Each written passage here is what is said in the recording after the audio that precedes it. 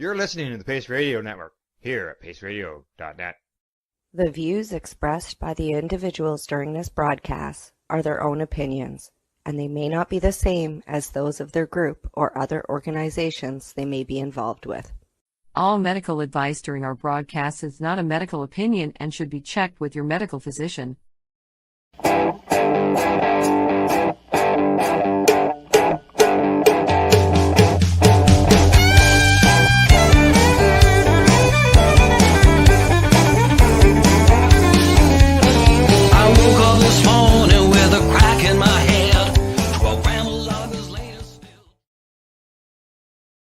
Good evening, everyone, and welcome to the Pace Radio Show. We are coming to you from paceradio.net and 420pace.ca. And how is Tamara tonight? Looks like she's busy doing something. It's dooby time. Oh, you're grinding. Oh, I'm rolling doobies. No, I've already grounded because I'm having a hard time moving again. Like my shoulder is all seized up, so I'm having a hard time. So I had my son actually help me earlier. You're right. Get up because I'm having a hard time. So I'm just gonna try and roll one. But yeah, I'm hailing out of my bed. You know, me and Mina are hailing out of my bed today. Yeah. Your arthritis. I haven't been I wasn't in bed all day. Like I did, I've been up and moving around because I have to move. Mm-hmm. But then we had a power outage, like right before this. We had a storm. So, and it was just like my computer's just taking No.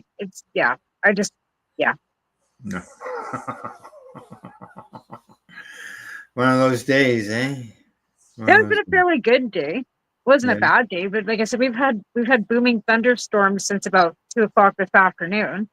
And then, like I said, that knocked the power out for just under 40 minutes. It wasn't too long, but it was long enough to me to, send a, hey, I got no power.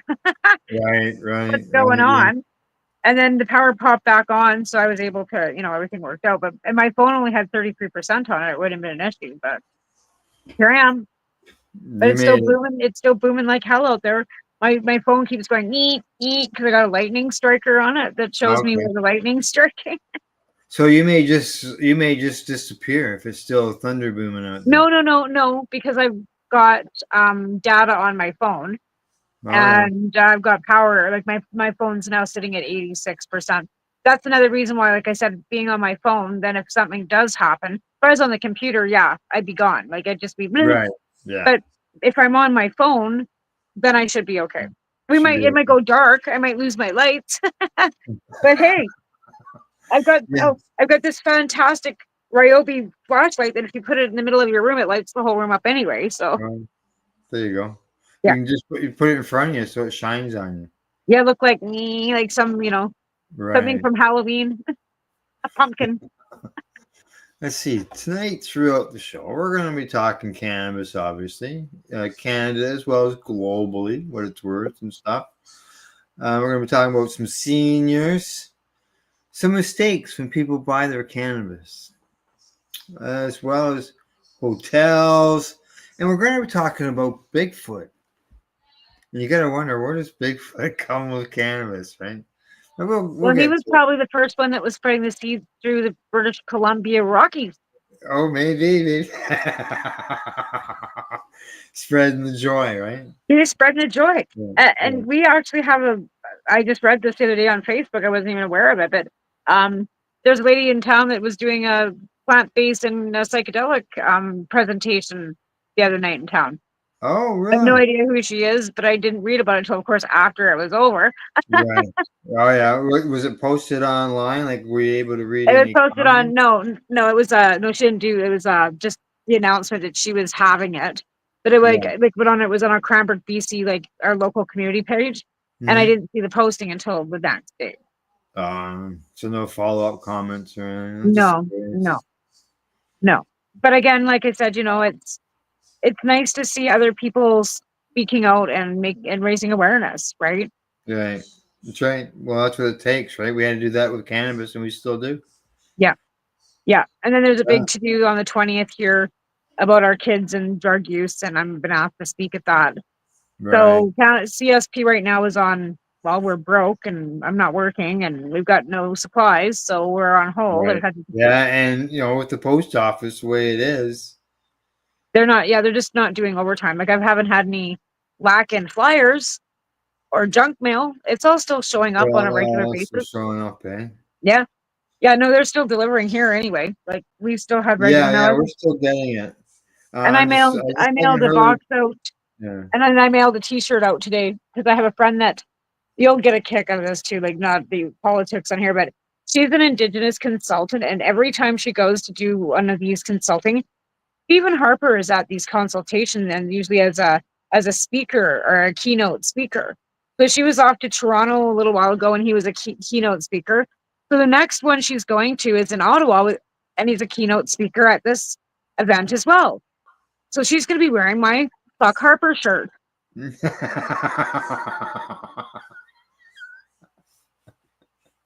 And she's an Indigenous consultant. Like she does a lot of consulting with the government, but he's been like in there like with business and IDU and trying to push the First Nations to really like see the potential they've got, right? And trying to push them into opening up the land for development, right?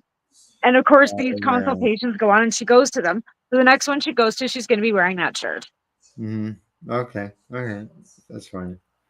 So, That was part of our candidate. CSP, yeah. So CSP, you're out of supplies. You're out of. I'm out of supplies. I'm out of money. I'm out of everything, and I haven't been able to go to Dirty Darts because I got no money for gas because I haven't got my unemployment because. Record of employment. It's been a big shit show. The last month has been a shit show. Right. And well, I know you've commented online that you've had to turn people away, but are they maybe taking the message back to the others to let them know that? Yeah, like I posted it. Like they all have phones. They're all on Facebook. They all belong to the group. So I put a general message out on the Facebook group saying, I'm sorry right now, we are unable to help anybody. I took my last bag out last week. I had enough to fill one more bag. And I took that out to the couple that the girl that's actually been living out in Yak that's doing well with her kids, right?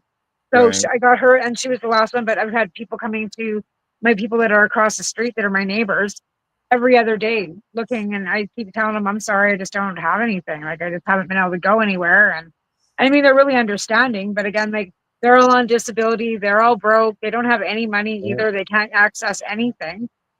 And it's not like they're houseless. They're not. They're housed, but they're living in group homes, and they're in low barrier, so they can actually like smoke cannabis as a medicine on site. Like they can't, like they can use on site because they're low barrier situations.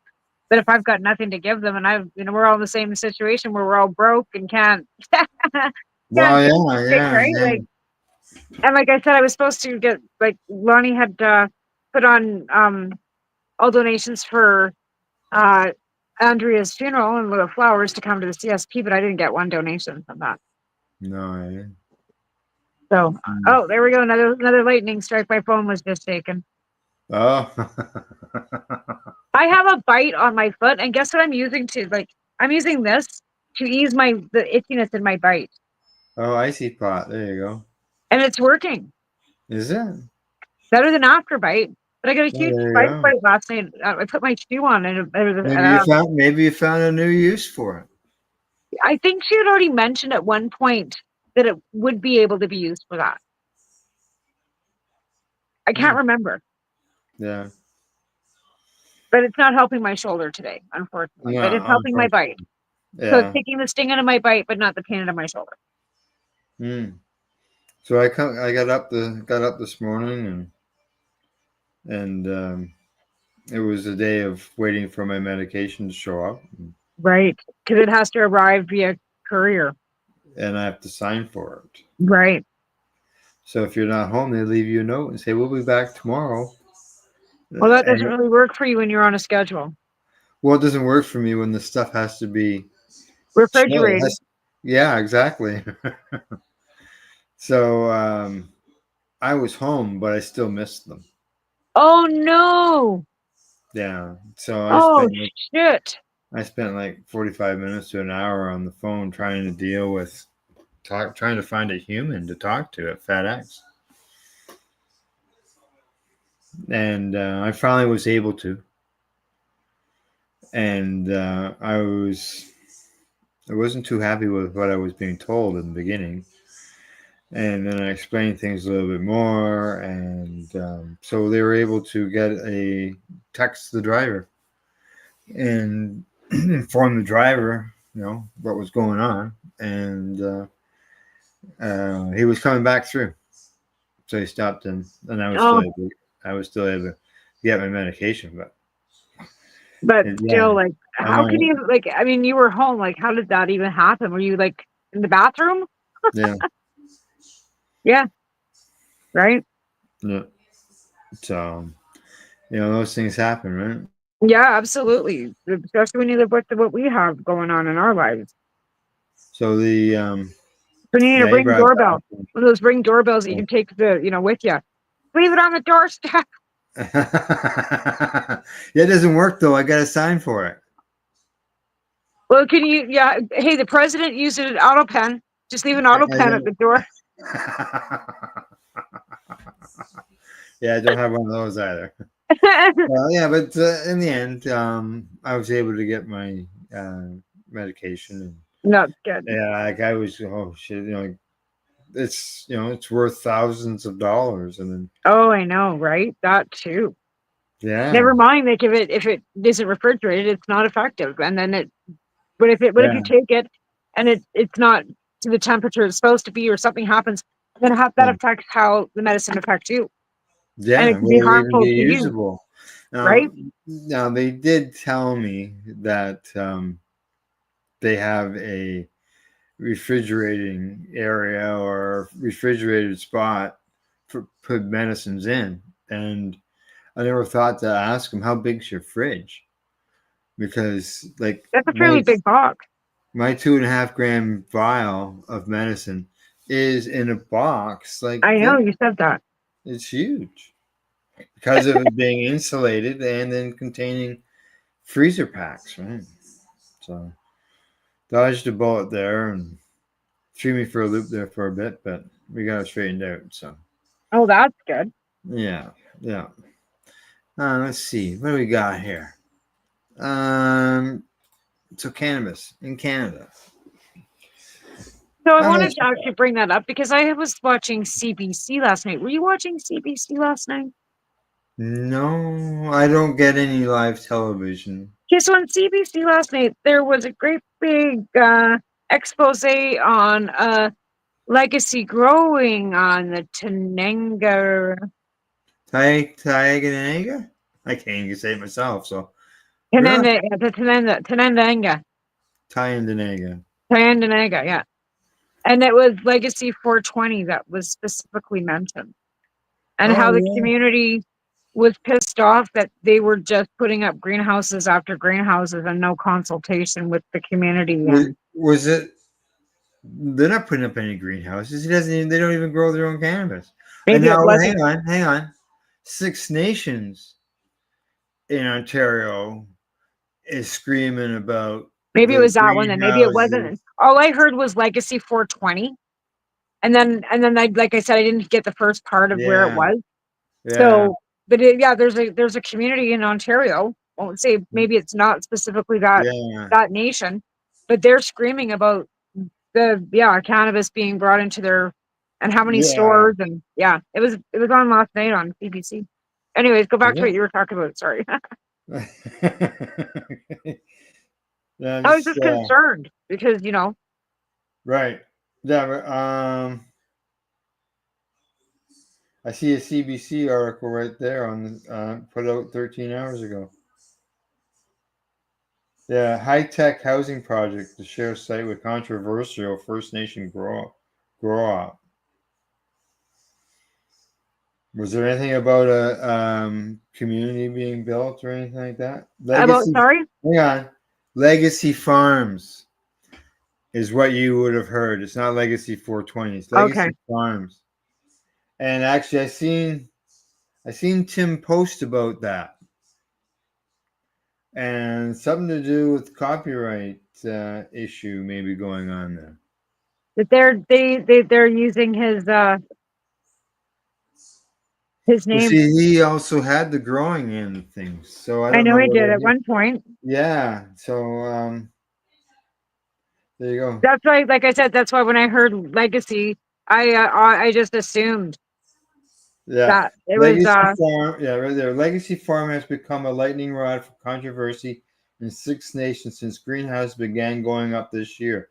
Residents object to its over 70 sprawling greenhouses yeah, and the they're huge. constant They're like traffic.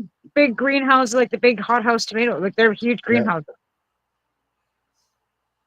It says it'll be the largest. It's a $10 million 30-unit project. It'll be the largest multi-story indigenous housing development in the country.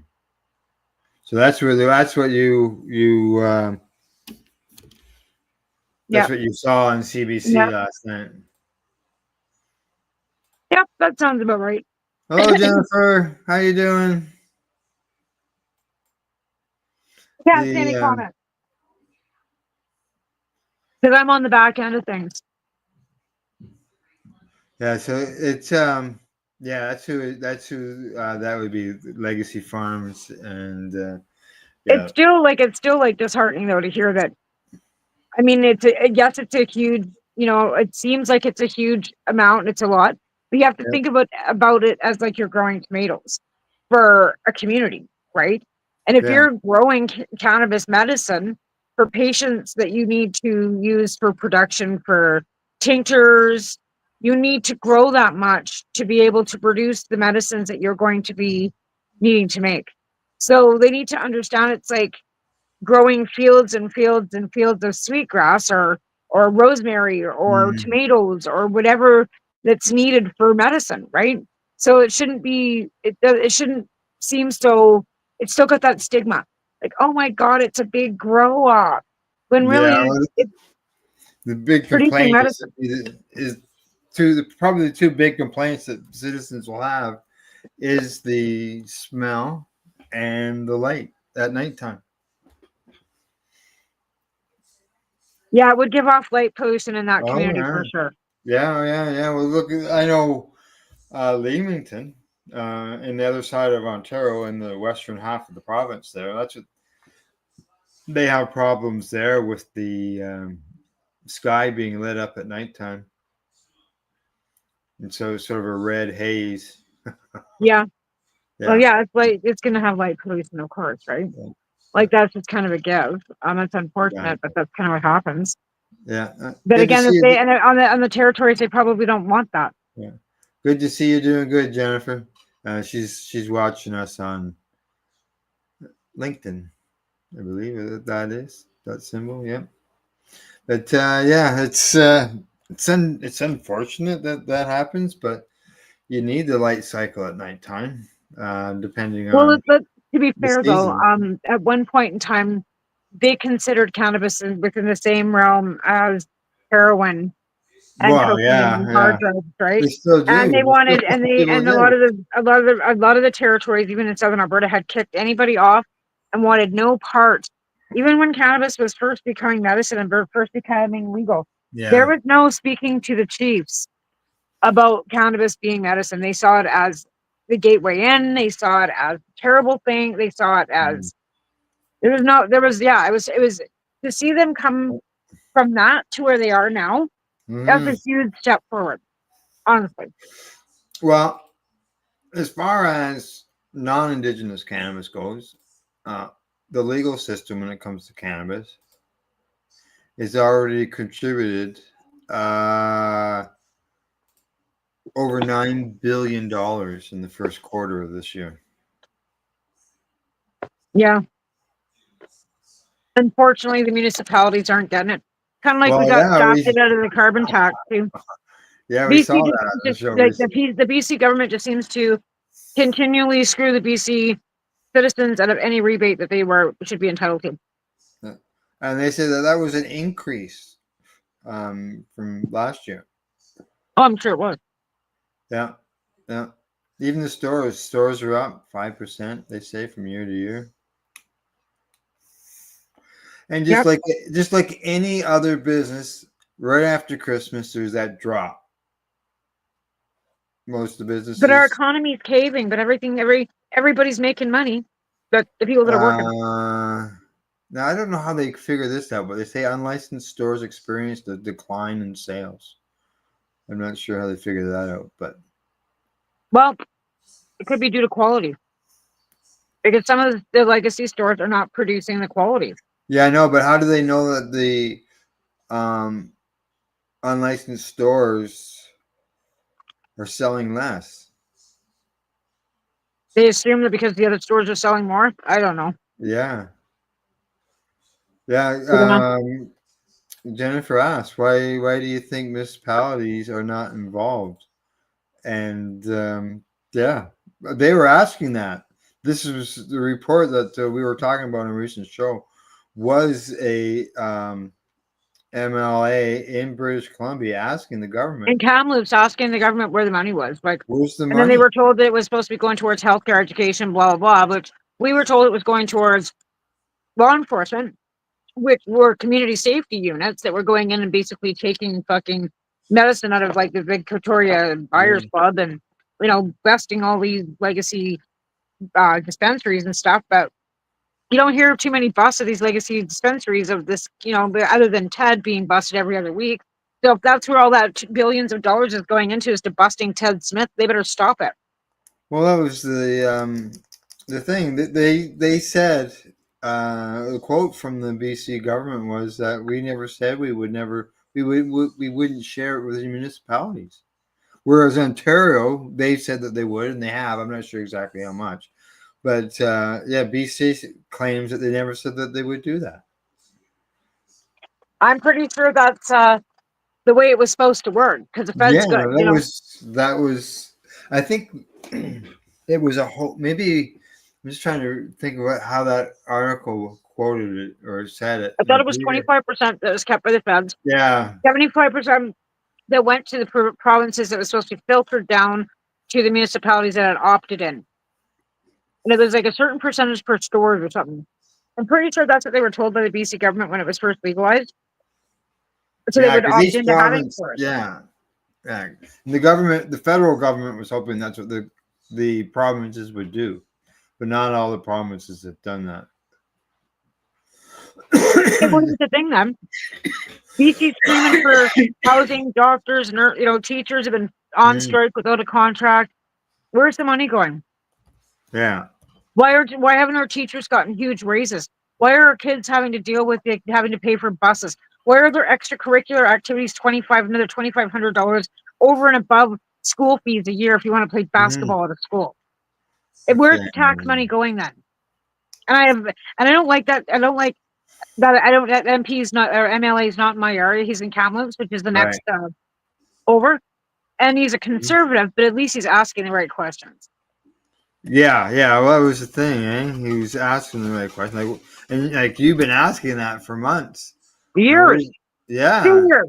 true. I've been Yeah. banging on about it for 2 years, more than that.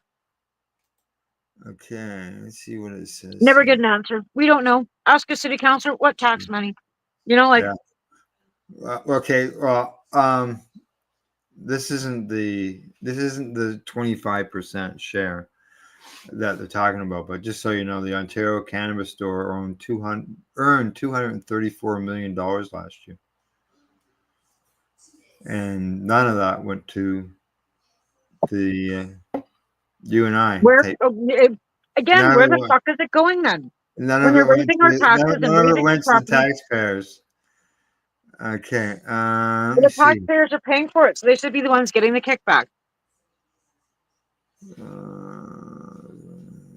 They're saying Um. can't be going into healthcare for all of us, crazed stoners that are going in for extra healthcare because of cannabis. Don't tell me I'm costing you more money because I'm not. Yeah.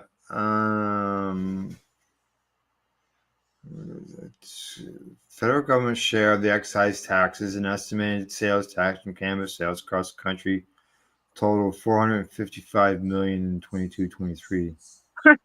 It's a Okay, different number, and it seems to be getting bigger and bigger every time. it does. Yeah, this is. I'm not sure when this is posted. This is 2023, so it's old.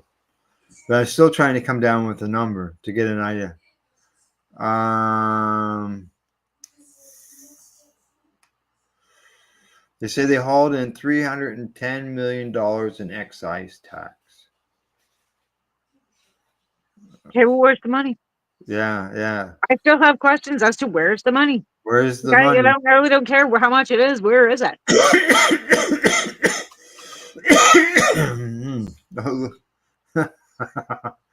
Yeah. There's got a Like, chart here of the profits and the dividends paid out. Quebec and New Brunswick and PEI paid out money. Ontario didn't. That was on the money that they earned through the sales. Yeah. I'm not finding it in that article, but I know we in that one we talked about recently, there was something in there about the Ontario government. but again, you just have to wonder, like, they're Yeah. taking in all this extra money. It's a whole new industry. Never mind what, the producers have to pay for their own excise taxes, right, on their Yeah. sales. Never mind their, application fees and all that other stuff. Like that's, Mhm. like, don't tell me that billions of dollars is specifically off the excise tax of just consumers. So, you know what I mean? Like, if that's just the consumers, then what about the rest of it that's being paid excise tax by the ALPs and the their production licensing and all that stuff? Yeah. Because for us as patients, it's free, but for them, it's not.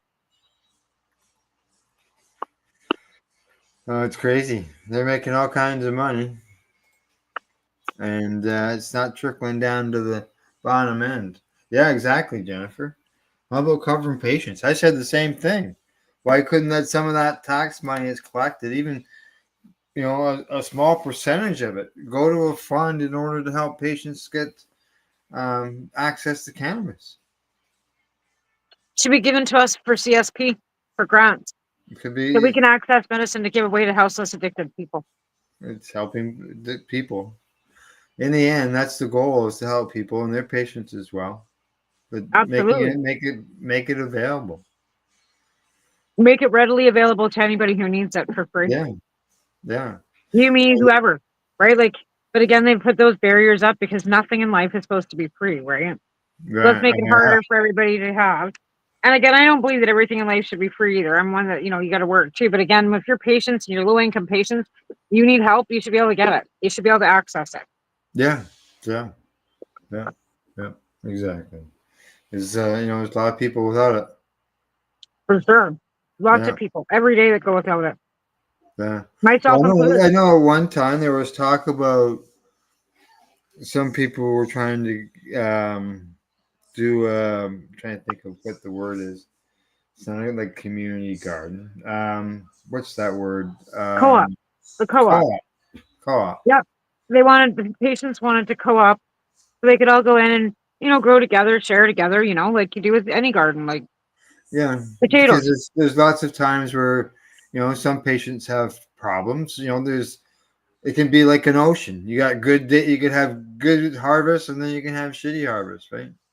Or you can't get there Well, to yeah, help your own plants.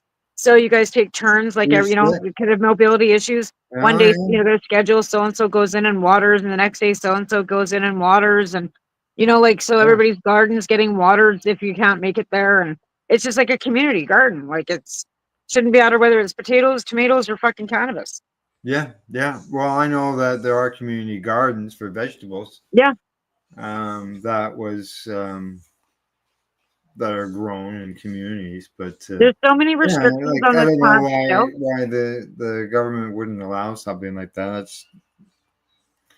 It's I too don't bad. understand it either, I because it know. would save them money too.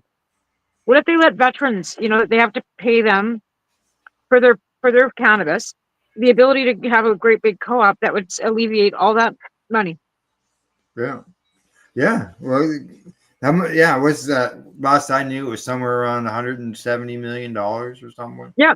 But if you Something allow them really, to have a co-op, certain groups of people that, they are paying insurance or whatever, it would alleviate that expense of our mm, tax-paying money to go pay for that expense for taking. Not that I begrudge that at all. Like, I think they should be able to get whatever they want, get paid for whatever they want. mm. They've been restricted 2 to 5 grams maximum. Or they went from 10 to 3, but they allowed them to go to 10 if they got approved for But I that. think they're only going to pay for 5. Oh. Yeah, because the benefits only pay for a certain portion. It's like my benefits, 90%. Like I go to the dentist, I'm still paying for the dentist, right? Yeah. We do that too. It's the same thing with them. It's the same thing with cannabis. Like Yeah. it's the insurance companies. Oh yeah, we'll pay like a The prescription. deductible. Yeah. Yeah. All right. Time for us to take a break. Off we go. And we'll be about 2.5, 3 minutes. You're watching the Pace Radio Show. We're live here at paceradio.net and 420pace.ca. And don't forget, if you're watching this on YouTube, hit that like and share button as well. Talk to you about, like I said, 2.5, 3 minutes. You're listening to the Pace Radio Network here at paceradio.net. Limestone City Hydroponics is Kingston, Ontario's hydroponics shop. Take your growing to the next level and create the optimal environment with a tent kit, or maximize your yield with an ebb and flow flood table kit. Either way, Limestone City Hydroponics has more sizes and options to fit your needs. Are you looking for the power of the sun that adapts to your budget? Then look no further, as they have professional grow lighting. They have indoor grow systems that are easy and cost effective, with many options to fit your living space and lifestyle. Cultivate your growing potential. We have everything you need to succeed. And if you can't make it to the store, they offer local delivery to the greater Kingston area. Remember, when you're looking for experts to help you grow, then look no further than the locally owned Limestone City Hydroponics, 105 Sunderland Drive in Kingston, Ontario. Call them at 613-548-0420. Are you looking to get your medical cannabis grow license? Limestone City Hydroponics can help patients through the process of obtaining their license to grow medical cannabis. What's that? You don't have a doctor? If you meet the medical criteria, Limestone City Hydroponics has a nurse practitioner who can assess and provide medical cannabis prescriptions. What are you waiting for? Contact Limestone City Hydroponics at limestonecityhydroponics.ca or call them at 613-548-0420. What do you find at paceradio.net? People advocating cannabis education. Enjoy the buzz of legalization with Campbellford Lifestyle Shop. From lights to plant nutrients, books, consumption accessories, and more, we've got all your basics to grow or consume cannabis. Visit our info center or take a look at our piercing services and body jewelry, now available in-store through Campbellford Lifestyle Shop, 17 Bridge Street West, Campbellford. Rerolled Saturdays. Check it out. Nothing but non-stop cannabis and psychedelic programming. Find it at 420pace.ca.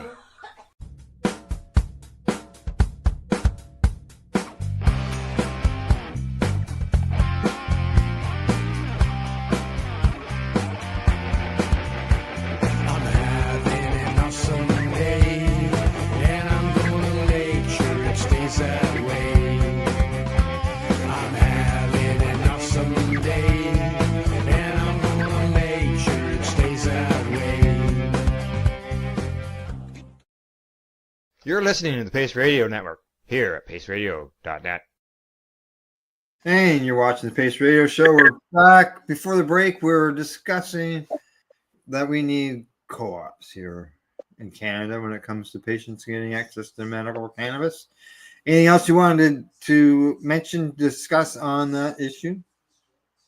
No, I just think it's something that they've overlooked, and I think that would be beneficial for seniors and people with disabilities. It's the best route to go. Yeah, completely agree. And there'd be probably some that would be outside, some inside. Oh yeah. So, and I think that like I said, because of the fact that there's still so much stigma around this plant, it's sad. Yeah. Oh, I know. And the thing is that basically it was almost illegal for 100 years, so almost 100 years of prohibition and stigmatization. Right. Unfortunately, it's going to take many, many, many more years in order to get rid of it all. It's been like, what are we now, 7 years? 2017. 18. I was 18. Mm-hmm. Yeah. and it's gonna take time, unfortunately. And I mean, with everybody not really. Some people never change. You know, they'll take the opiate based painkiller that the doctor gives them, and they may never try cannabis Well, or some of the doctors are coming around a or little more. whatever other medication that they're given. Like there's obviously some things like I tried 2 years to go without any prescription drugs and using my cannabis, and I ended up being hospitalized. But Me too. yeah, I tried everything. You use it in conjunction where necessary, right? Well, I've had to add another prescription to my realm because now I've got nerve pain, and like they're thinking that's more nerve too, because the way that got like little spots. Oh yeah. So I had something else added besides the methotrexate. Oh yeah, aren't you lucky? Yeah. I wish I would have been able not to. Yeah. Okay, now we've talked about how cannabis made lots of money for Canada so far. Now, according to this one report, they say the global cannabis market in the next 5 to 7 years could grow to be $174 billion. I don't doubt that for a minute. Not even for half a minute. Yeah. Money like I said, it's a growing industry, and the more that they research and rip it apart, because now you got the CBHs and the CBDs and the CBCs and the 123s and the 758s and the Tetra 9, and it's just gonna yeah. That's what they say. Between all the experimenting, the evolution, the evolving regulations, product changes. They say it's just growing. I'm just seeing it. That's true. Yeah, and it's, in a lot of countries, not obviously not every country, but a lot of countries have legalized it medicinally. Well, Texas. Did you hear about the states? Texas. Yes. I did an interview the other day with a fella from Texas, and Texas, as you're about to say, they have banned THC. Well, it's sitting on the governor's desk. It's not completely there yet, but it's sitting on the desk. And it's passed the houses and all that stuff, the chambers where it needs to be passed. And they want to ban THC outright, plus some other cannabinoids. He believed CBN was one of the other ones. Now, what he also said was that it's not supposed to affect the medical program, but I don't believe that. If there's no access to THC on every level. Yeah, he's on a wait and see end of things when it comes to that. Because they want to ban it outright. No THC. And like the hemp industry itself, just all the farmers growing just regular hemp. All those farmers could be losing their crop. All kinds of things. Well, that's the thing. Like, there's so many of them that are growing the hemp, and just with a little, even like 6% THC that's in it, or the 3% THC that's in it. It's 0.3 or 0.03. One or the other. Yeah, there's hardly anything in it anyway. Yeah, but yet they want to ban that. Well, it's because of what they're saying. Well, if it's on the governor's desk, good luck. Yeah, well, you know who the governor of Texas is. So. Yeah. It's not looking good, unfortunately. That's the thing. Like, I hate to always have to bring politics into anything that we're talking about. But when it all boils down to, politics touches on everything we do and every day of our life. It does, and it affects patients, obviously. It affects everybody, because even with legalization, like, what about the consumers? What about the business owners that have put their livelihoods and their business, all of their money, their savings into these businesses, that they're going to be now told, oops, sorry, Yeah, We because don't like you anymore. it We've was taken your approved. money. We've taken your Yeah, taxes. We can't figure out a way to make this work, so we're just going to eliminate you. shut it down. We don't, because they don't like the idea of people converting it and the Like the fact intoxicating that they're thing. not going to make enough money off of it or have control of it. And the fact that It people like, wasn't, yeah. They at that time when the Farm Bill came in, nobody was talking about making Delta 8. And that's what's happened. People are now getting buzzed off of it and they don't want it to be legal. but it's okay for everybody to get buzzed out of, on alcohol. But if you look at the state levels of alcohol too, like their beer's like water, 3% alcohol, where ours is 6. You know what I mean? Like, those people act like lunatics without even like, adding alcohol. Yeah. All right. Now, moving on to the next end of things. Cannabis use. This doesn't surprise me. They say cannabis use among seniors is surges in 2 years. Yeah, It you know is. why? Because all of us are getting into the senior years. Oh, yeah, that's part of it for sure. Oh, yeah, yeah, yeah. It's because the people that have been smoking and consuming cannabis since, yeah, the 70s are all seniors. And all the yeah. people that, are older now are dead. I was smoking in the mid 70s. I consumed cannabis then. And Yep. yeah, now I'm 1 year away from official retirement. Maybe not. Depending on what Maybe not, store Al. I'm in, I'm a senior. Maybe not. The Danes are deciding that they're going to raise their retirement age to 70. Oh, And the EEA is thinking that's not such a bad idea because, life expectancy is now 102. yeah, But it's bad for people that want to really retire yeah, at 65. But for people like you that are on disability then it extends it so you don't have to, go back to work at 65. yeah, yeah. And Jennifer mentions about the conversation around the endocannabinoid system and how important it is keeping our body in balance. And she's right. More people are talking about that and using cannabis to regulate things and control things. Just making it part of your, in an interview we did with Dr. Courtney, he's just take it every day. Just Eat make it like sprouts. Eat it on the sandwich. Yeah, exactly. If you're Eat it. Eat your greens.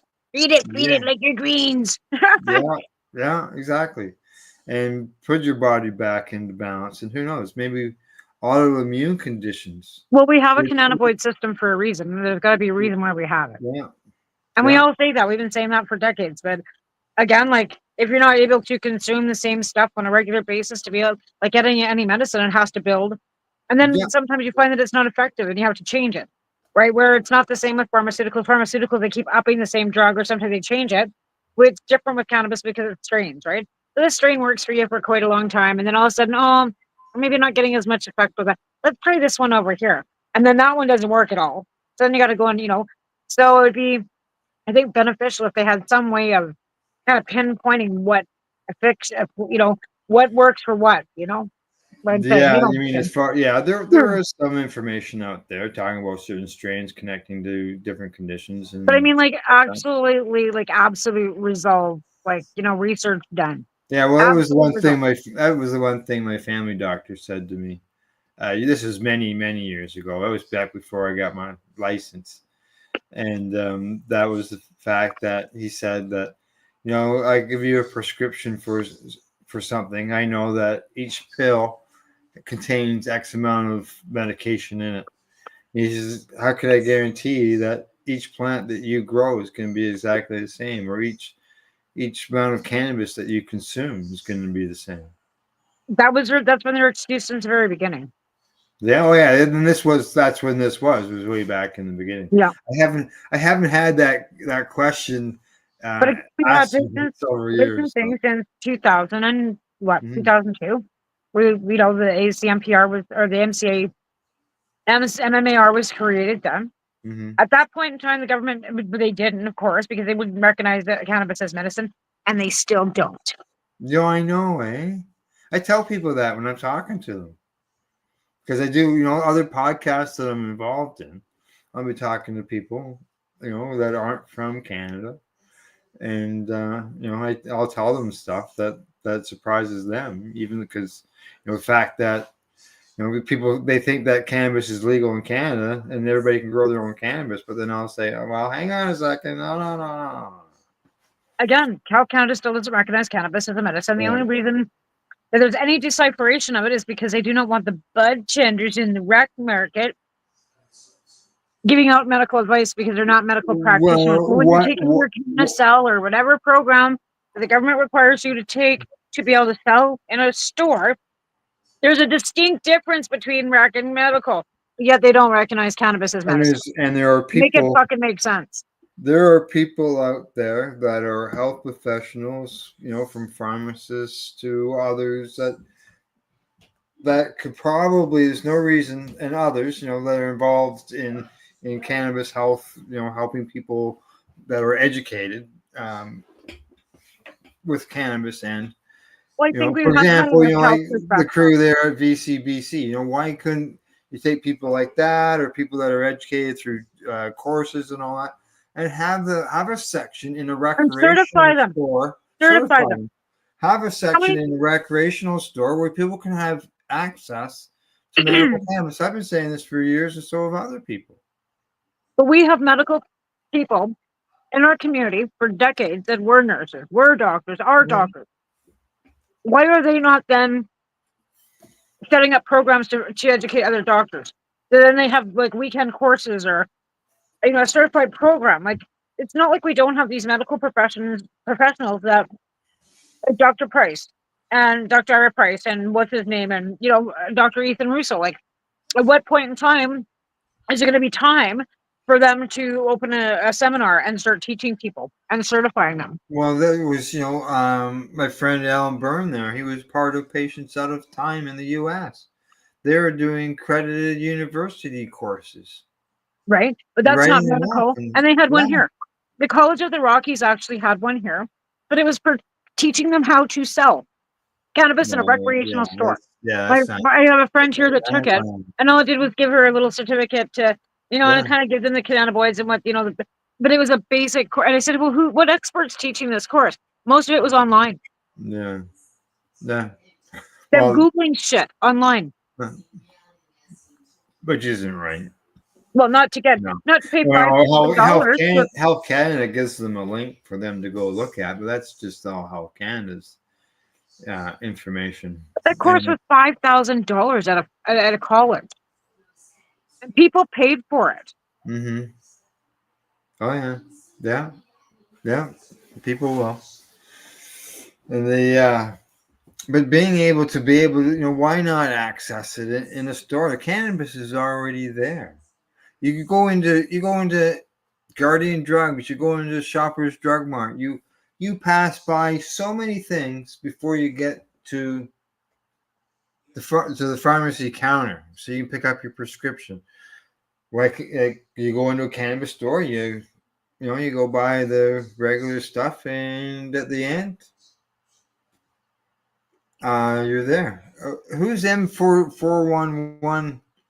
Jennifer's posted on here. It's offered by M411. No idea. I should just do this. There we go. This is a new feature of StreamYard, just so you know. See that little gray box down there? Anybody who comments, it will show up there. You showed me that last time. Did I? Okay. All right. And I gotta get shit figured out for my show, because what a nightmare. Anyway, but no, I don't know what that is, to be fair. What is it? No, Jen? I don't know. When Jennifer mentions what it is, it'll pop up in that gray square there underneath you, and people will see what it is.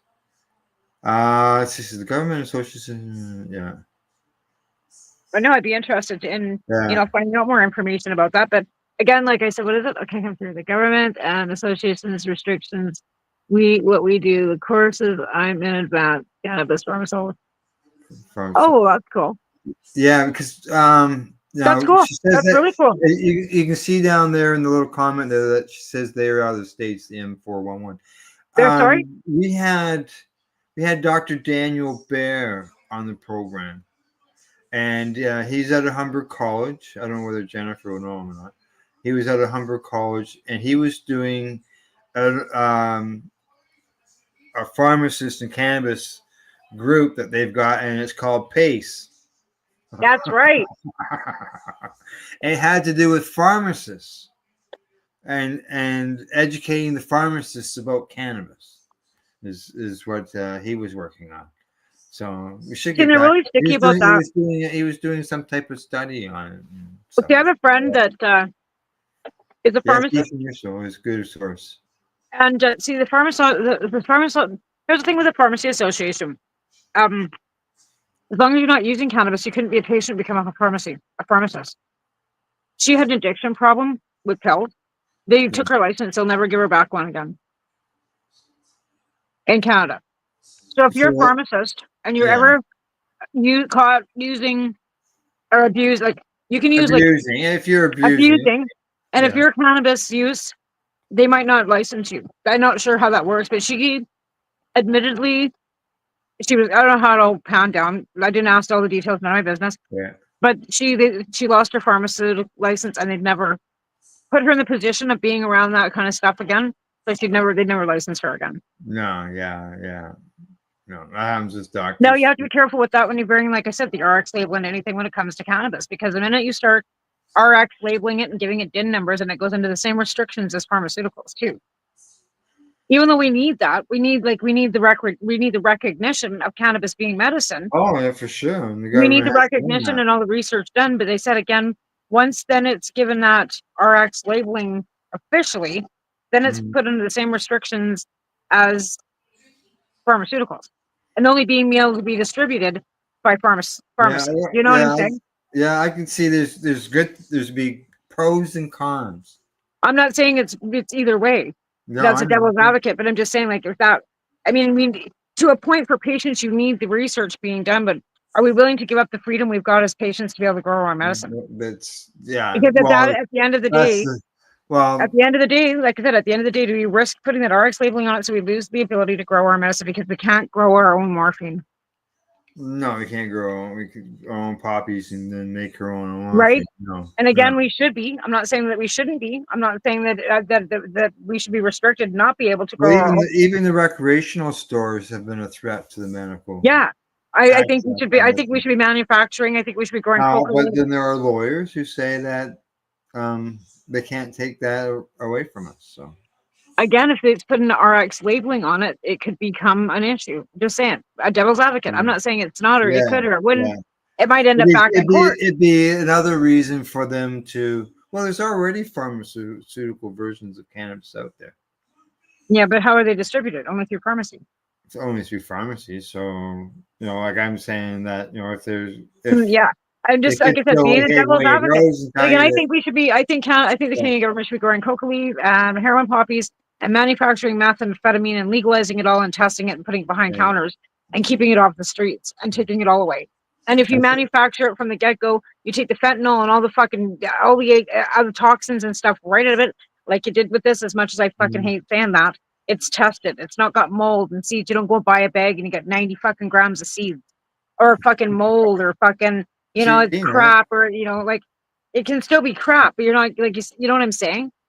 Yeah. So if you're buying cocaine, because nice people do drugs, right? If you can go and buy yourself a nice little gram of cocaine, it's not going to fucking kill you. I'm not saying anybody would. I wouldn't go out and start doing heroin if it was legal no more than, somebody who is never going to smoke cannabis. I wouldn't go and try heroin because it was legal. Then it would be safe. Yeah.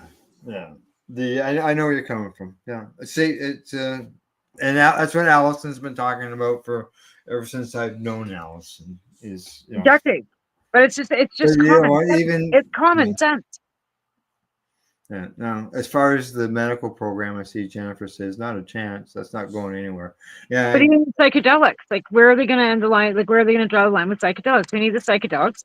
They're testing that for medical purposes, right? So if they give it okay for the medical, where's that going to leave the recreation? People aren't going to be able to buy it in the rec market because they're going to have it through medical licensing, right?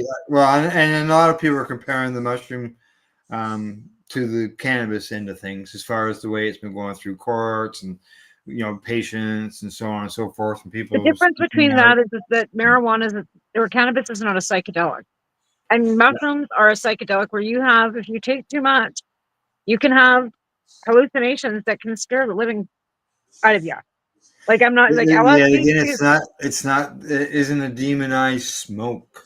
Isn't being demonized by smoking. No, but like I said, because people say that it's the only feedback people are getting is the fact that it secured my alcoholism, or I had I did it under supervision, and I no longer have the trauma, and I've gotten through the grief and all these great things.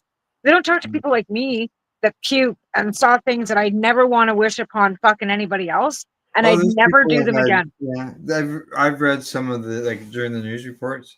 There are a percentage of people who do have negative reactions. Oh yeah, for sure. Like totally negative. And it wasn't like it was one time that they were all bad times. I've had great experiences on them too. And that one bad experience, it was like, I'm never doing that again. And was the amount that you consumed, because a lot of these studies and stuff are or done where they came from and who grew them and what kind they were. Yeah. You know what I mean? Like, or were they even mushrooms? Like they went through that, you know what I mean? We got them from some guy at the bar. Like the amount that you consumed.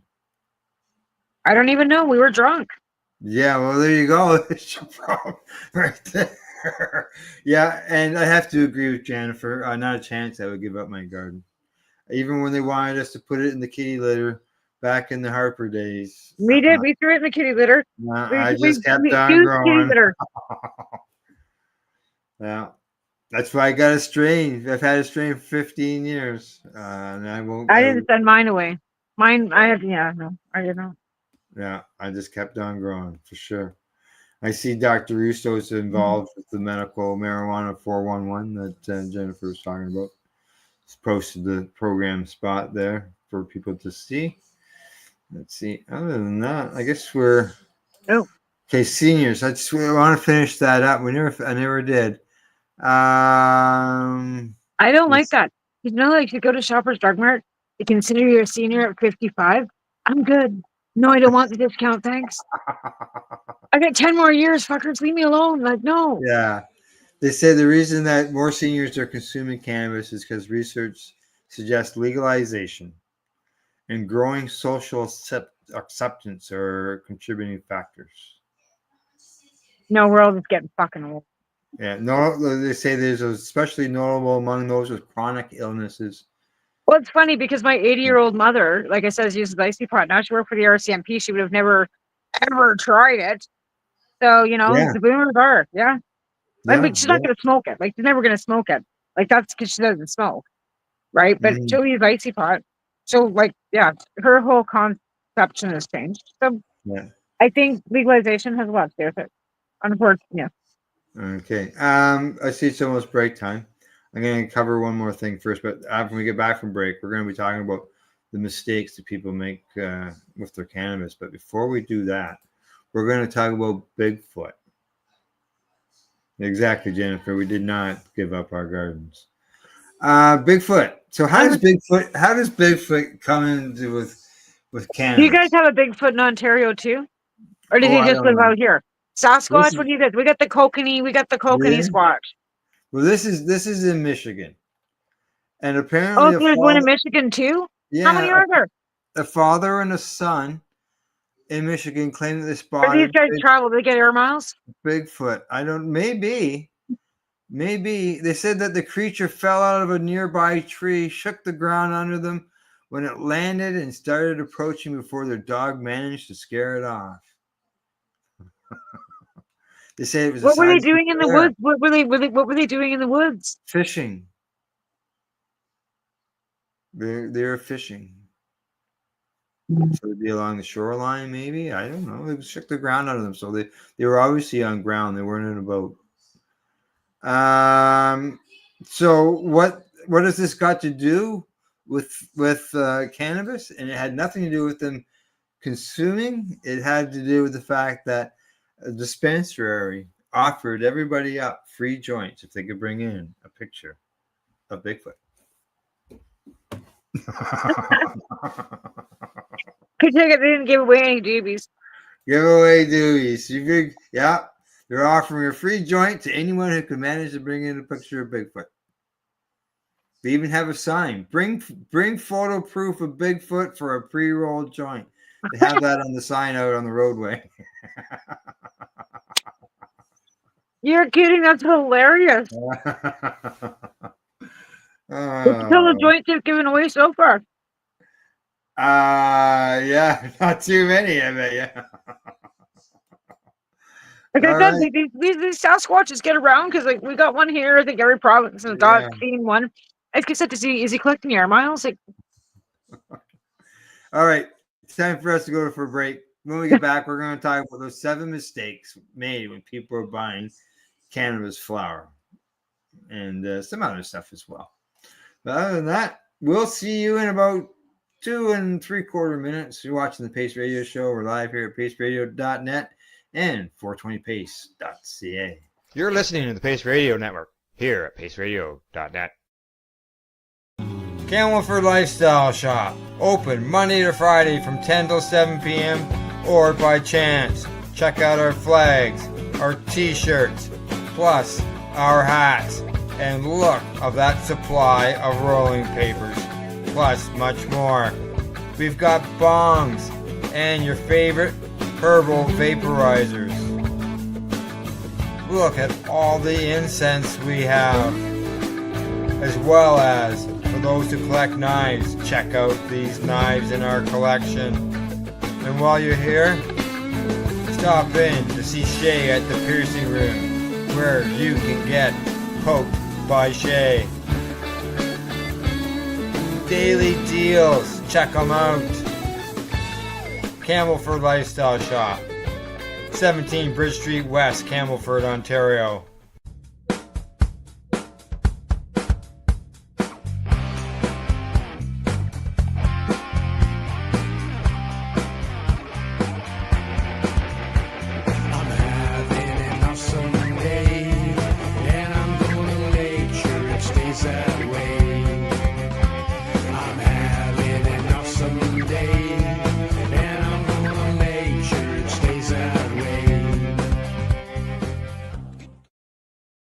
Limestone City Hydroponics is Kingston, Ontario's hydroponics shop. Take your growing to the next level and create the optimal environment with a tent kit, or maximize your yield with an ebb and flow flood table kit. Either way, Limestone City Hydroponics has more sizes and options to fit your needs. Are you looking for the power of the sun that adapts to your budget? Then look no further, as they have professional grow lighting. They have indoor grow systems that are easy and cost effective, with many options to fit your living space and lifestyle. Cultivate your growing potential. We have everything you need to succeed. And if you can't make it to the store, they offer local delivery to the greater Kingston area. Remember, when you're looking for experts to help you grow, then look no further than the locally owned Limestone City Hydroponics, 105 Sunderland Drive in Kingston, Ontario. Call them at 613-548-0420.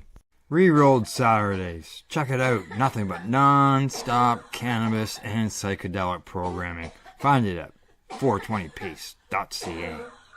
You're listening to the Pace Radio Network here at paceradio.net.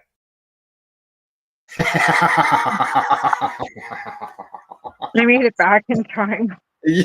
I was trying to think, okay, how am I going to start this third segment? And you're not in the chair. I'm back. I was right there. They're farting around with my light. Oh, yeah. Yeah. Because I got this, like I got several lights, right? But it just like seems so bright. Right. Okay. Maybe that's better. Maybe I need it to be brighter. Yeah, that's better. Maybe. Anyways. Okay. 7 mistakes made when buying cannabis flower. This is what they say, that this is mistakes that people make. What's this, the inside of your hand or something there? Yeah, I'm trying to turn it up because I'm having a hard time hearing it. Oh, okay. The first mistake, well, the first listed one anyway, so I don't know if these are in any certain order or anything. Judging only by THC percentage. Absolutely. Do you agree? Absolutely. Absolutely. Yeah. Yeah. As they say, there's so much more to it because of all the different terpenes and cannabinoids and I was gonna say, like, that's one thing we look for when we're looking for vapes is no botanical additives. Like, we don't want any botanical flavoring in the vaping, or you know what I mean? Like, we want resin. what I do see is botanical terpenes. Yeah, and we don't, and that's the flavoring that they put in the cartridges, the Yeah. vape cartridges. So The, I'm pretty particular about not wanting that. I just want live resin. I want distillate. I don't want any of that additive. yeah, the live resin. I got one right here. By Or the ice flavoring. Like, no thanks. 1964. Theirs is Yeah, those just, are good ones. Yeah, I don't mind them. I think I've got one right here. It's when it says added flavor agents. Oh yeah, that really bothers me when they don't even know what it is. Why do I even want to consume it? Well, that's yeah. And like I said, I don't need it to taste like peaches. I'm good. Yeah, they add extra to it, correct? Yeah. Yeah. Okay, so yeah, that's one of them. The next one is not smelling the flower when allowed. Well, here in Canada we can't smell our flower. We haven't been able to look or see since COVID. Before we could, when they first opened, they had these little round containers. You could pick them up and look and smell. But then you never know that you were getting the same bud in the bag, because you can get different buds from every plant on the same, Right. So what the bud is on the outside might not be the same as on the inside of the bag. Mm-hmm. Now they say this problem has been solved now, but the problem is ignoring the look. In the past, we didn't have see-through packaging, so we couldn't see the product before we got it home. Now they have they are allowing see-through packaging now with the packaging with the window in it, so you can see your buds. It's just starting. I've yet to see that. Yeah. You got to watch psychedelics and cannabis educational news. That way you'll catch all that stuff. Right? Yeah. I guess I probably should. I mean, I don't even know where I am at that time of day. Usually, probably still in bed. Yeah. Well, it'll be 8:00 your time. Yeah, I'd probably still in bed. Not asking where and how it was grown. I see on some packaging it does say that how it's grown and how Some of it's them actually show, like, name the grower. Like, they'll say who the master grower is on some of them. Yeah. But yeah, you can. It's sometimes that's marked on the packaging, and sometimes the bud tender might know. Right? You just never know. Buying in bulk without testing first. Yeah, I could see that. They go in and buy an ounce of something and wish they had only bought 3.5 grams. Yep. Or a pre-roll. Tastes like pencil shavings. Yeah. Let's see. Not following storage suggestions. I don't know how many people. Well, I guess when you buy an ounce, you're gonna store. But if you buy a pre-roll, you're gonna smoke it right away usually. Mind you, I've had these pre-rolls for over a week now. Well, you smoke one, and then if it's not really appealing, you probably don't smoke two. Well, there's 7 in package, and now it's used as an emergency joint. I need it right now, and I don't have any rolled. So that's rolled, so it's an emergency joint. But yeah. It's not like necessarily how it was grown or who grew it. Sometimes the strains just aren't potent. Sometimes they've been crossbred so many times that they're not, like, genetically strong. It's like interbreeding dogs and cats, and when you breed it too many times, you probably shouldn't anymore. Yeah, well, that's just what they say. Let's see. Not considering what you want to achieve. Well, that's not always necessarily true, because I've had some cheap and it was pretty good, and I've had some really expensive that was really crappy. Yeah. They say at times consumers pick a strain for its popularity or great name without ever thinking through and at the end the goal. Do you wish to relax, relieve stress, or fall asleep? I did. So if you want to fall asleep, you don't want to have any super lemon haze. And some people may not realize that. Yeah. Because that'll keep you awake. Or running out for Woody Harrelson and thinking it's going to be the bomb, and it's just the bomb.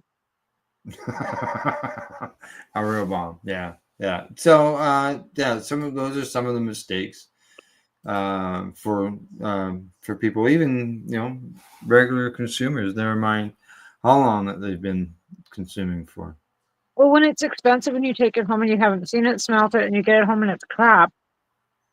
Oh, yeah. Money. Yeah. And they don't do refunds. They don't take it back. Once you open that bag and smelt it and broke the seal, oops, sorry. It's yours. You broke the And seal. the dealers didn't take it back either, so oops. No, they didn't. No, they did not. I remember those days. Yeah. Testing something that was really good, finding out the actual product that they sold you was something different. So, Here, smoke this joint, and you get it home and it wasn't what you smell. yeah. Those experiences, that experience for me was 45 years ago. And here I am still remembering it today. And I almost picture being there and stuff going Right? through the whole thing. Yeah. I remember being disappointed and yeah. Oh, yeah. I remember a big bag that I bought and it had 90 grams of seeds in it. And I was expected to pay for those 90 grams of seeds. And I went, you can get bent. Yeah, and a half pound. Oh, no, Wow. pound. Sorry, it wasn't a pound. Yeah, 90 grams of seeds in a pound. And I was expected to pay for the pound at whatever it was, like $30,000. And then, like, I ain't paying for the 90 grams of seeds. You can get fucking bent. I'll just throw a few in each bag. You can get rid of it. No, man, you can take this bag back. It was fucking, yeah. So, yeah, I remember those days too. Yeah. Things are a little different these days. So here's one thing I never even thought about, and I bet you a lot of people didn't think about either. But when it comes to cannabis, that it has shown a significant boost in revenue for. It's a good thing you're not bald on the top of your head. Sorry. Yeah. You're going through some issue, bit of pain. A lot of pain, I should say. Yeah. Hotels, of all things, have noticed a boost in income because of cannabis. They say that where there is, this is because of the dispensaries. People are traveling, going around to places, making sure that the dispensaries are nearby and they go to them. Or cannabis-friendly Airbnbs too. Yeah, I could see that for sure. Right?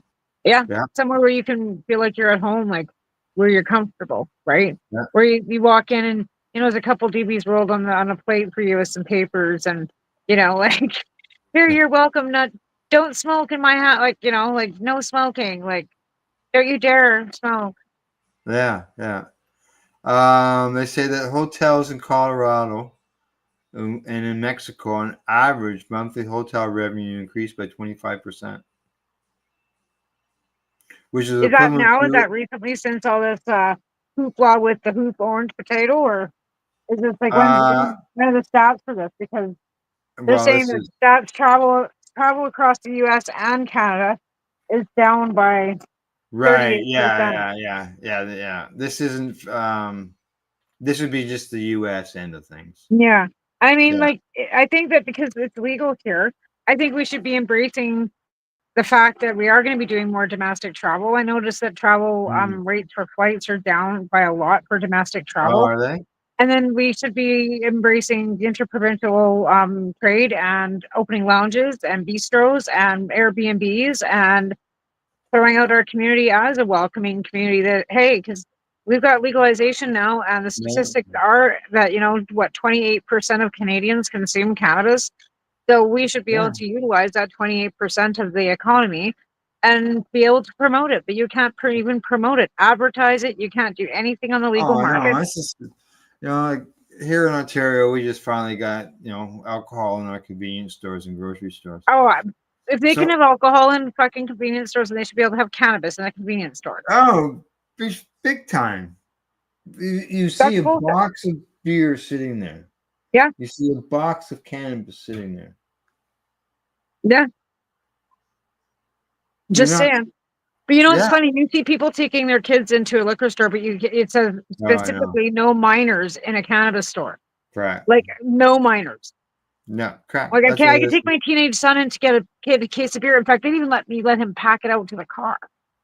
Oh, really? Eh? But see, like I know people that do take their 16-year-old kids into the liquor store, and they can't carry out that case of beer or about whatever box of wine. Their 16-year-old's packing it out to the truck.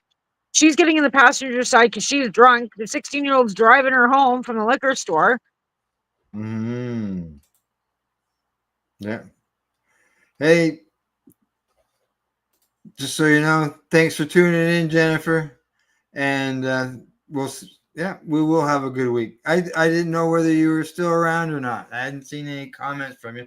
I turned off the feed out the bottom. We went to a commercial break because they remained there during the commercial. So I turned it off during the commercial break and forgot to turn it back on. Have a good night. Yeah, have a good night. Yeah, have a good night, Jennifer. Good talking to you. And that's what we say in the information, the show, to tune in to the join in on the conversation, and that's what Jennifer has done tonight. She's joined in on. Well, I wish there was a way we could send them a link and have them come up. Oh, and have them actually join the show in progress. Oh, that's possible. In progress, like a panel, right? No, I can send people a link. The thing is that's what I want to start doing on my show. See, if I to send it directly to them, I'd have to go, like, for example, with Jennifer, I'd have to go on to LinkedIn and send it to her privately, or Facebook or somewhere else, right? Like, yeah, because and actually, it's on the LinkedIn end of things. It's running on 420 Radio's LinkedIn account. So it would have had to, for Al in order to pass over. But if somebody was on Facebook and I could send them a message on Messenger directly, then I could add them to. That'd be like, that's what I'm going to try doing that on my show. Like somebody comes on, they want to go on like Cheryl or something. We're talking about something. She's chiming in. Send her the link. She can just pop up and be on like a panel. We could have it says we can have 10 people, so I can have a panel running. Yeah, that's as many as you can have. You can have 10. Yeah, I doubt it ever. I never have 10 people watching me. So. and I'm not sure. I don't think I can. I'm not sure how that works. There might be a way to do that. Maybe, I'm not sure. Like a different way of doing it than what we're discussing, right? Because of the way we're running things. But who knows? We'll figure it out. We always do. Hey, and last thing, did you know that cannabis users are nearly 5 times as likely to regularly exercise than eat fast food? That's a myth buster. They're using natural medicine. So a lot of people use cannabis rather than taking a Tylenol. Well, and now that there's more research is being done and more education is being done, people are listening, right? Yeah. Well, people aren't. They look at it as people are associated with eating junk food when they're consuming cannabis, and that's not what's happening. What's happening? They're more likely to go out and exercise, is what it says. I know myself. I go for a walk quite often. A lot of people can't smoke in their building or in their unit, so they're walking around, walking their dogs and consuming because they can't smoke in their building. So that's exercise too, right? Yeah, that is. Yeah, exactly. Exactly. It's all part of exercise. I'm just trying to see what else. It said the findings yet more evidence. Yeah, this finding yet is more evidence that today's cannabis consumers defy the prohibitionist stereotype of layabouts munching Doritos, then crossfading with booze to get their mix. This guy was a head of communications at Nug MD, and his last name happens to be Graham. I don't know. Interesting. Yeah, he's not related to me, as far as I know. And let's see. Yeah, people are reporting several healthy lifestyle habits with cannabis. Yeah. So it's, as more people getting in there's more eyes are being opened, and it's I think people that have, eliminating that stigma of people just being couch locked with eating Doritos, and that's what I there's think a too. lot I of think us out there that do stuff. right. And I Yeah. think the ones that are very productive, that are, doing volunteer work or, work a hard job, full-time job, doctors, lawyers, they Yeah. need to come out and say, hey, we do consume. Like I always told everybody, like when they say, oh, you're just a lazy pothead. I'm lazy. Are you kidding me? I don't even sit down during the day. I have 16 other projects going at once. Never mind, I'm volunteering here. I got a full-time job. I got 10 dogs, 4 cats, 7 chickens. Like, tell me I'm fucking lazy. Tell me again how I'm lazy. Tell me again. Tell me again how I'm lazy. Right now I'm sitting here as I'm doing this show and I'm painting rocks. Like, Right. again, tell me that I'm lazy. And what are you doing with the rocks? I'm putting them in my fairy garden. So I've been painting rocks and fixing up my stuff and just like repainting the ladybugs. And this is a snail shell that was given to me, so I want to put it in there. So I'm going to make it into a rainbow, like a rainbow snail. Well, it's not a snail shell. It's well, I guess it is. It came from the ocean. It's not a snail. I guess it is a snail. Some sea creature lives in this. Came from the Vancouver, from Qualicum Beach on the island. Right. That was somebody's home at some time. Yeah. So one of my friend's kids brought it home from the coast. So right. I have 2 of them. So I'm painting this one into a rainbow, and it's going to go into my fairy garden. There you go. Yeah. Give it a new home, new purpose. It's like I said, I'm lazy. Yeah, and it might give some other little critter a new home. You never know. Like we have like we've got all kinds of things out in the garden that might need that for a mouse. Who knows? Yeah. As long as it's hiding from the deer have not been through my yard. I actually have cucumbers growing. I'm so happy. That's right. Here's one last thing before we go. I'm gonna mention this, and that is in Germany, by the looks of it, has ruled that incarcerated individuals may have the right to possess cannabis in their cells. Where's this? Germany. You can have your cannabis in your jail cell. Try to keep them all calm. They can't. It's funny because, like, is it an edible or is it a smokable? Because they can't smoke cigarettes in jails here, where you're not allowed to smoke cigarettes. Right. So they allow them to smoke cannabis in the jail. But I think that would keep everybody calmer. Just saying. Yeah. Well, it's this here. This prisoner who's getting hit 2-year prison sentence. He was found with 45 grams of cannabis extract. So I'm going to assume oil. And a Berlin court ruled that the prisoner was not breaking any laws, as his jail cell is considered a habitable residence. German law defines this as a place where a resident has lived for at least 6 months and where they conduct their day-to-day activities. Hey. But if they allow them to grow in there? If it's considered your residence, you think they would? Yeah. You just have to Amazon his stuff in. Amazon in his stuff. You could get all that stuff on Amazon. I don't know. I don't know about seeds, but I'm sure you could find seeds in Germany, probably from Netherlands or somewhere, Yeah. fairly easily. Yeah. Okay. Well, the court noted that the recently passed law does not restrict possession in the prisons, but it does ban cannabis on military bases, school grounds, and other places where children gather. Correctional facilities are allowed to have their own rules around cannabis consumption.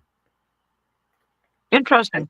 Yeah, and where this guy was jailed at, they didn't have any rule against cannabis.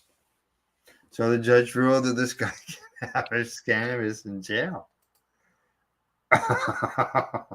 Good for them. I think they should be able to Yeah. have cannabis at rehab and detox and all these places. Yeah. And they say that advocates in the U.S. have argued the same thing, and claiming the restriction violates the Eighth Amendment's ban on cruel and unusual punishment, but it's never been successful in any American court. That's what happened to Grant Krieger here in Canada. That's what got me involved. Really, he was taken to jail in Calgary, and he had a medical licensing. He had MS. They wouldn't even give him access to his medicine, and then he ended up in a wheelchair, and they wouldn't give him access to a wheelchair. Yeah. No. No, that's hey, good for that fella. Anyways, and Right. obviously now that I would think that has been exposed, that that facility will be probably changing its rules. Maybe not. If they were smart, they'd embrace it. Let everybody consume cannabis. Well, I completely agree. If I'd have them growing it. I'd have a garden out in the back and having them at like they have to go work in the kitchen. They have to go work in the laundry. They have to go work in the garden, grow vegetables, grow cannabis. They got a vegetable garden, have cannabis garden. It's an agricultural crop. The sales off that can then go back into the prison. Yeah. So the prison facility has better resources, so that they can give the prisoners a better quality of life while they're in there. Yeah, so they have to be in there. Back to what Jennifer said at the beginning, the fact that what it can do just to balance our bodies out, and it could improve. I think it would be a great thing. Yeah, for sure. I completely agree. It's a great idea. Like I said, then you have gardens, and they're consuming and contributing, and maybe then come out to be a better person for society. I don't know. Then maybe teaching them garden skills they wouldn't have. Cannabis does already get into the prisons, and sure it does. Yeah, as I was told several years ago, many years ago. Actually. Didn't you see that story about the cat that was wrapped up with fucking pills and cannabis that they caught trying to get into the jail? Yes, I did see that. Yeah, poor cat. I think it even had a phone. Yeah. Attached to the cat was wrapped in cellophane, and it had all these things like wrapped around the poor cat, and it was going into the jail. Yeah. So I was going to say, if you can't keep drugs out of a locked society, how are you going to keep them out of a legal, an open society? Right. Yeah. So, the funny thing is, they would have let them keep the cat. Like they would have taken the drugs to let them keep the cat. Send the cat on its way. Yeah. They didn't say what happened to the cat, I don't think. No, that's what I mean. Like what happened to the poor cat? What happened if the cat would have got to the person that needed it to get to? What would they have done to the cat then? Yeah. Well, I would think that the cat would have been picked up in the yard. By who? Yeah. And what would have happened to the cat then? Because the cat couldn't be brought into the jail, right? Yeah, like they were going to wonder where the hell this cat came from, and where then the lockdown's on, and who got you got to think about whose bright idea was out for the cat. What was going to happen to the cat? What was the end game for the cat? Yeah, who knows? Exactly. All righty. I see it's the bottom of the hour. Anything else you want to touch on before we sign off here? CSP needs help. If anybody wants to contribute, please send it to Tamerly9 at hotmail.com. And the sooner I can get some things rolling, the sooner I can help people again. And hopefully EI start sending me money, because once I get money, I can help them. But yeah, like I said, when I was me without a job too. Yeah. and me on medical and, You can cutting my always wages back. And I remember I promised my husband I wasn't going to put my wages into it anyway. So Right. yeah, there's that. That's right. And even if you had a job, you still need help. Yeah, absolutely. I do. Yeah. I mean, I've had some great help along the way. Like, don't get me wrong. Like, I'm not ungrateful for what has, For and I sure. was able to go up until last week. Like, I mean, seriously, I've been able to help people from last October, November on, right? Yeah. So almost a full year. And then getting through the worst part of the year too that you were in there. That's over the winter. And the winter, right? In those winter months and stuff, when we started, it was cold. Yeah. So, and like I said, and now, there's been some issues up there again, and they've moved around. A bunch of them have bounced around, and it's kind of dangerous up there right now. And I've got no volunteers again either. Like it's just hit and miss. And Yeah, now volunteers that I've been working with are. It's just there's just a whole bunch of dynamics. Anyways. Yeah. I completely understand. Yeah. I see Chris is having same thing going on down there. Well, it's a matter of like here where you've got a skate park that the kids want to, and there's drug abuse going on at the skate park, and there's, parents fighting with, the city about the skate park, and it's just not the time and the place. Yeah. All righty. Well, other than that, I think it's time for us to say goodbye to everybody. Thank you for watching the show. Also, as well as thanking people. Thanks to our sponsors, Limestone City Hydroponics.ca. Just so you know, they will be coming up on a future broadcast. I was talking to them through emails, and we have set a date for that. The Campbellford Lifestyle Shop as well, At-Eze.ca. Plus, as I always say, thanks to everybody for tuning into the program. It's greatly appreciated. And other than that, good night.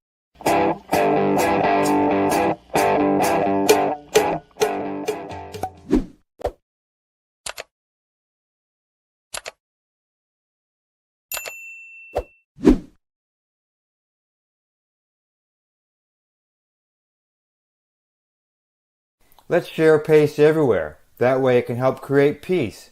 People everywhere advocating cannabis education.